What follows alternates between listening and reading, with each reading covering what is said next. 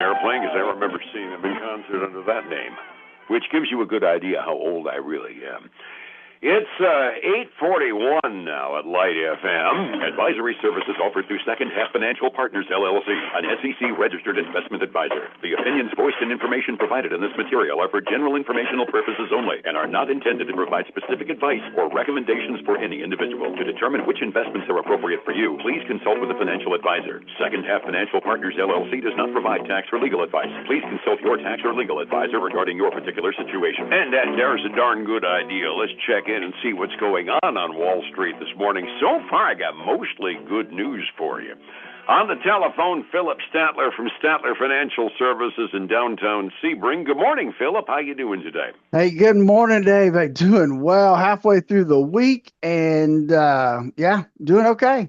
Markets, well, they're a little up, a little down, a little sideways. They're just not going straight up like everybody likes them to.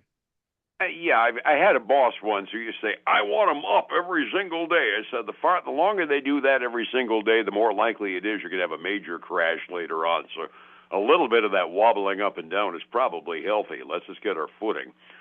Speaking of footing, we kind of gained a little bit back of what we've lost over the last couple of days yesterday. Dow ended up 160 points, S&P up by a little over 24, NASDAQ was up by 171. The two big stock indexes both up about 1/3%. NASDAQ had a bit of a party. They were up 2/3%. NASDAQ, or the Russell 2000, gained 0.5% yesterday, and that kind of offsets the day before by a bit, doesn't it? It does. So it was nice, nothing exorbitant in the increases, kind of just a nice ebb and flow. We kind of like these numbers. If we have these, every day, we'd be happy, right? Yeah, we'll take it.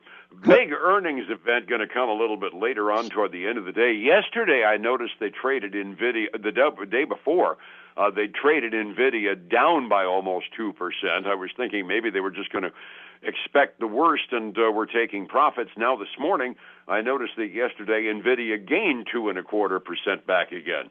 That's going to be the big market mover, kind of like Apple is. When one of the great big mega cap companies reports, it just moves everything even related to the sector up, and we'll most likely get that right after the close this evening, which will give us a lot to talk about in the futures tomorrow, right?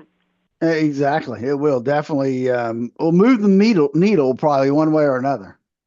Normally like a seismograph when a big one like that does it. It's almost like a government report, and this is the one day of the week in which we're getting a pretty much wholesale level data dump out of the federal government. First of all, the PCE inflation, that stands for Personal Consumption Expenditures. That's something that just for the last 5-6 years actually has become important since the Federal Reserve said, that's what we watch. And it was not terribly disappointing. The top-line PCE growth month over month, a little more than they expected, up 0.2%. The core, I find this kind of interesting, because they say the core, they factor out the stuff that moves up and down erratically, exactly the same growth rate, 0.2% on PCE core inflation, too, which I kind of find interesting. Yeah. When we look at it, too, the month over month is actually up 0.3 from where it was the month before in June, and the core is up 0.1% from where it was in June. So the month over months continue to see a little bit of an increase, which makes it hard for me to understand why the year over year number doesn't go up. But I guess maybe in the whole scheme of things, it wasn't enough to move the needle when it comes to rounding and all those type of things to get us above the 3.7 and a 3.3 year-over-year numbers. I like your math. 0.3 of a point bigger than the end of last month, because last month we actually had a decline in the PCE top line. So 0.2 this month, 0.1 down last month. That's 0.3 across 2 months. Probably a better reading than the month of my month anyway, isn't it? Yeah, it probably is. Yeah, I kind of like that. As you mentioned, the PCE top-line inflation, this is something that's going to make some teeth chatter. 3.7%, never mind the fact that it happens to be on target for what was expected. We're still bumping our noses on 4% on the top line inflation number, and the core 3.3%. So inflation is not yet under control. That would be a good way to put it, right? That is absolutely the best way to put it, Dave, is that, if the number's two, even if the number was 2.5, would be happy at this point instead of this three Like something. I said, bumping our nose on 4 on one of the measures just scares me. Gross domestic product growth, the first look at it comes out. The second look, isn't it? For the This is the last second quarter. look. Yes. Second That's what I estimate. thought. Okay. Basically, no change. They say we grew like an absolute, well, lichen. They don't grow much. 1.5% gross domestic product growth. Now, they get concerned when you get over 3%. You get concerned when you get under 2% because 1.5% doesn't even account for staying steady with the growth of the population. So 1.5%, it looks like it's going to stick there after two in a row getting the same reading on it, doesn't it? It does. I mean, I would think after two in a row, I can't imagine I mean, I don't know what other numbers they've got to come in to adjust this number. So, but I would think that that's probably where we're going to be for the second quarter. Absolutely. Got some personal income and personal expenditure numbers, too, I didn't write down, and you had before I did, Philip. Gather we're actually earning a little bit better, aren't we? Well, we are. Personal income went up 0.4%. That was double what was expected at 0.2. And kind of the same for consumer spending. It was at 0.2%. That was better than or I don't know if that's better or not, but that's double the 0.1% that was expected. we'll take what good news we can get at the very least. Inflation ain't there, but at least we're earning a little bit more. That is pretty much the sum total of the data dump from the week. It all happens today. I noticed the mortgage application index dropped, but just a little bit from last week. So no great news there. It was just off by a little bit. Tidbits and stock trading gossip for the rest of the day is primarily going to be the news that hits. Google is coming for your lawyer. They've implemented a new professional grade for their artificial intelligence service. So next time you hire your lawyer to do a will or a court filing, he might just Google it and have their artificial intelligence do it for him. One of the reasons I dropped out of I was going to say one of the reasons I dropped out of law school is the research bored me to tears, so I actually found that kind of exciting. Well, yeah, and it's like they're catching up, right? Because ChatGPT has a professional version, Claude has a professional version, so they're just trying to catch up a little bit. Understood. By the way, I noticed after you mentioned Dick's Sporting Goods, they really took a bath yesterday. They were down 30% after an off-quarterly report. That's got to be scary in the boardrooms. Smacking you in the face, isn't it? Pretty darned close. We even have a few household name companies that have been doing quarterly reports this morning. Brick and mortar retail, always under pressure, and Kohl's has been under more than most of them. How did they end up doing? Kohl's, well, I don't know. So, right? They're trading down this morning, but same store sales fell 0.9% for the second quarter. They were expected to be down about 0.6, so that's more than expected.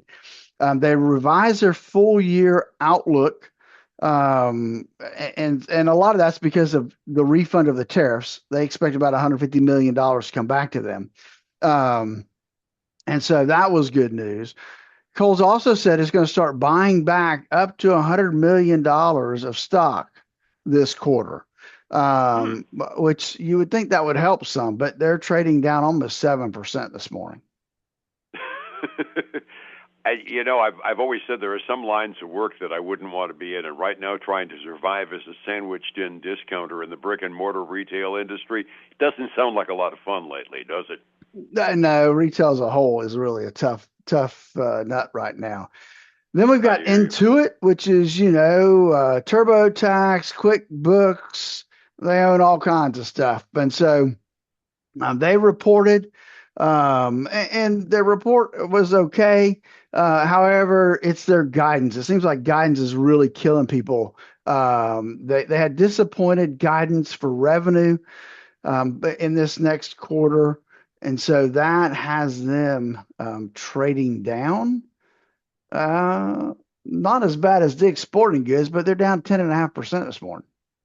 Ouch. Yeah, we kind of expect self-service accounting systems to end up being a growth industry, given the fact that businesses are trying to chop expenses everywhere they can. That's intriguing. I'll say QuickBooks is trying to price themselves out of the market. I've noticed every time I have. They've just gotten expensive for the little guy. Yeah, every time I have to pay our subscription bill for QuickBooks here, I agree with you there.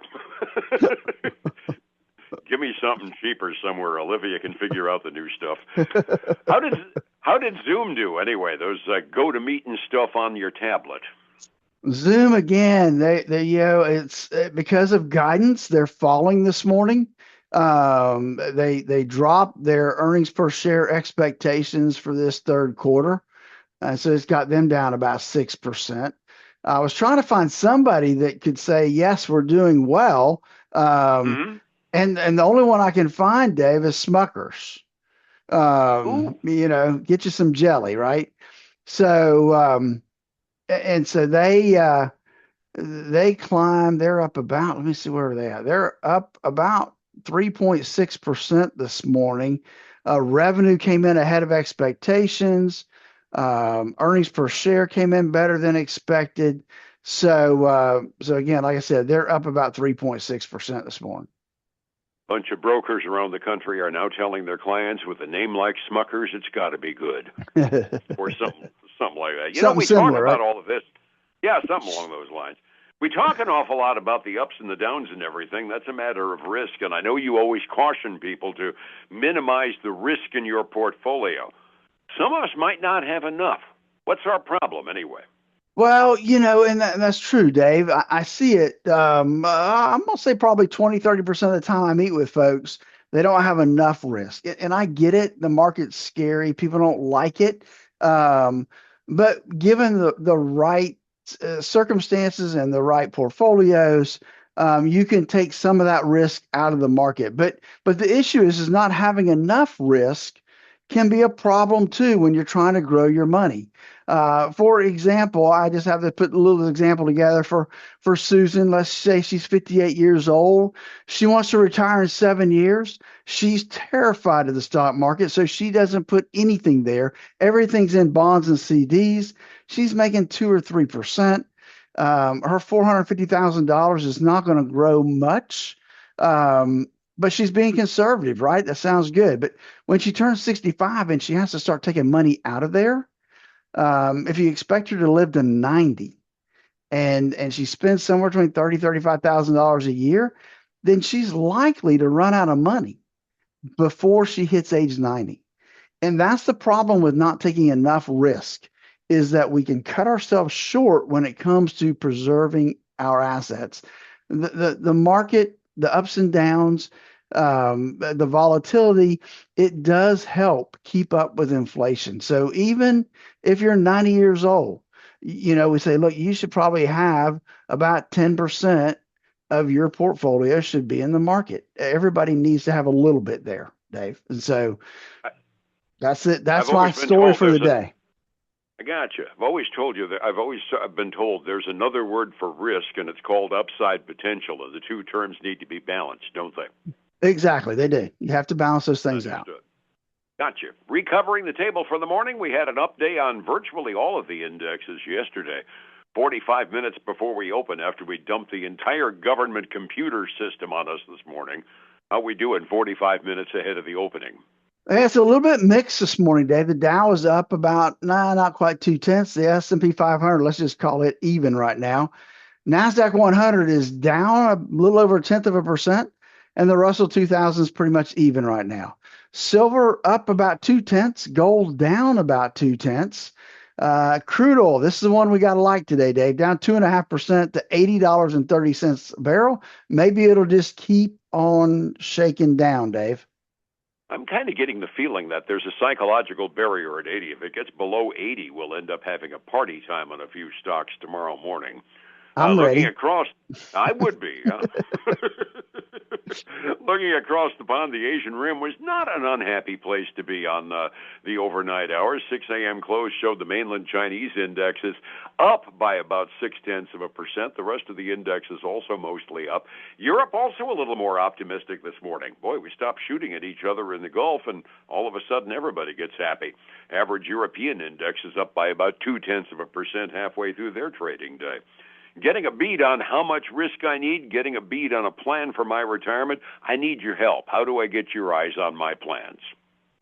Hey, they can give us a call at 382-0037. We can walk them through our core retirement design to make sure that they have the right plan placed in place for income in retirement. And then join us this weekend for the Statler Financial Radio Show, 6 a.m. and noon on Saturday, 10 a.m. Sunday morning on Highlands News Talk, 7:30 a.m. and 95.3 FM. And you and me together again at the same time tomorrow. I appreciate it, my friend, and we'll talk then, all right? All right, take care. Thank you. It's 105.7 Light FM and Statler Financial Services, Philip Statler.